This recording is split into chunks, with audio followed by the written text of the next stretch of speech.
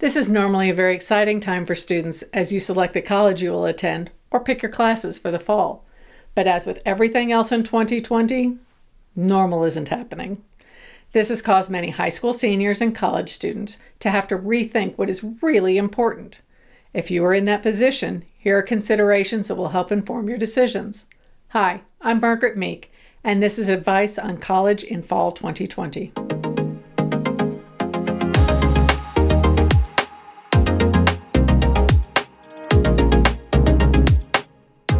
All colleges in the nation are working hard to determine what the fall semester 2020 is going to be for their staff and students. They are listening to the advice of community health experts, evaluating the online experience students and faculty are undergoing right now, and they are evaluating the financial constraints every school is under. Colleges are making decisions about fall 2020 now. Pay close attention to your email, social media, and traditional media in the town where the school is located to see trends in decision-making and how well the school is communicating. How a college is responding in real time this spring will help inform you on what their priorities will be as they make decisions in the fall. As you think through the options, you need to prepare yourself to decide how you will react if the college alters life from what school calls a normal fall semester. Schools may decide to move all classes into an online format. It is important to remember that faculty members may be better prepared for online classes in the fall than they were for the surprise online sections this spring. Begin a mixture of classes, some offered online, especially large lectures, while smaller classes are offered in person. A full, regular fall semester with the understanding that there will be no large group gatherings, football crowds, concerts, or community-wide welcome parties. The college will also need to be prepared to move all classes to online status if health officials dictate that necessity. Or, if all virus mitigation works perfectly and there is no further concern about the groups of any size gathering, a regular fall semester. Based on what we know today, there seems little reason to believe that any school can count on this option, at least in the near future. If the school goes with all online courses, are you prepared to spend a semester learning from a distance? Do you have the necessary supplies to be successful, including the internet, necessary technology, a study space, and support on those days when you need to have human-to-human contact? How will the decisions the college makes impact your finances or your financial aid award? Will the college be changing any of the financial aid you have been offered? Will the pass-fail options that are now being offered at many colleges change requirements for any scholarships that you were receiving? Contact the school's financial aid office, the sponsor of the scholarship you've been awarded, and reread your financial aid award letter to make sure you understand all the financial implications for future outcomes. Be honest with your financial aid office. If you or your family's financial status has changed, ask the financial aid office about their appeals process. Provide that information to the counselor and find out how the school might be able to provide assistance. If you have not filed for the FAFSA, do so now. Quit waiting. It doesn't cost anything to find out what federal financial support you can receive. If you have to make adjustments to your college plans because of finances, please know that you are not alone. According to Sally May, a college financing resource, 8 of 10 college students make choices about their college options based on finances. Now, it may be important for you to make choices that reflect financial concerns. Taking community college classes, staying in-state for college, or adjusting the plans that you had to finance your education are all great choices. Talk to your high school counselor, college advisor, and others who will be able to help you figure out how to make your education happen. Now, the most important question you may be facing right now: do I take a gap semester or even gap year? This decision is up to you, but you need to take a few factors into account. Are you doing well in online classes now? How much would you be paying if classes continue to be online? And can you get credit at a local college, community college, and transfer that credit to your main university? These are just a few questions that will help you make this decision. If you do decide that you want to take a gap year, here's some things to pay attention to and some steps to take. How will the decision impact your housing plans? Will the college allow or recommend students to live on campus?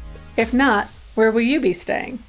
If at home, and your home is classified as out of state, Does it make sense to pay out-of-state tuition for classes that would be taken at a community college in your hometown?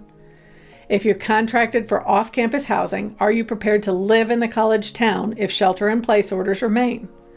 If classes are to be converted to online only, are there less expensive places to live, or are your housing contracts written in a way that will allow you to receive a refund, get your deposit returned, or that housing will be available for you in spring 2021 should in-person classes be resumed then? Talk to the housing office or your landlord, read all contracts before you sign them, and ask as many questions as you can think of now so that you can make the appropriate decisions when the college implements its fall 2020 choices. One of the strongest recommendations we can give to all of you is to research your chosen school's enrollment deferment policy if you want to take time off from classes at that school for any reason. Most will allow students to defer entry into the school. This would allow you to avoid having to reapply when you want to attend. While the time frame may vary, many schools will offer a deferral for up to a year. Some also will allow students to take classes at other schools, such as community college, during that year, while others may require that you reapply as a transfer student. Many schools do not offer the same scholarship awards to transfers as they do to first-year students, so don't lose out on a great scholarship.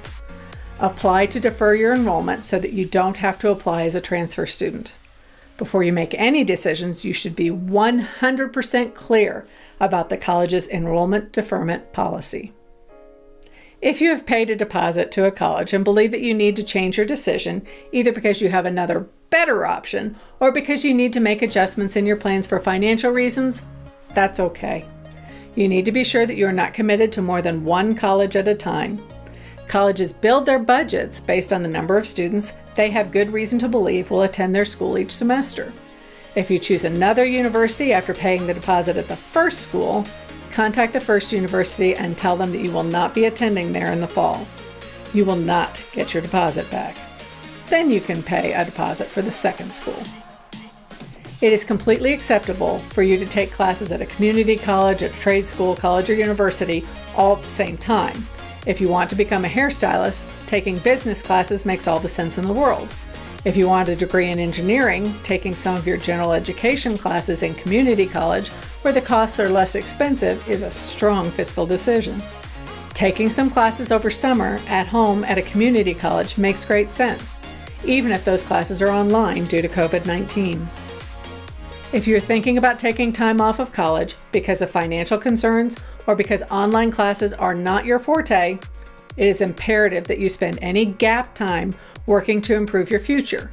Earn money, work in your chosen field through an internship or part-time job, interview people in the job you want after college to see what it takes to get there.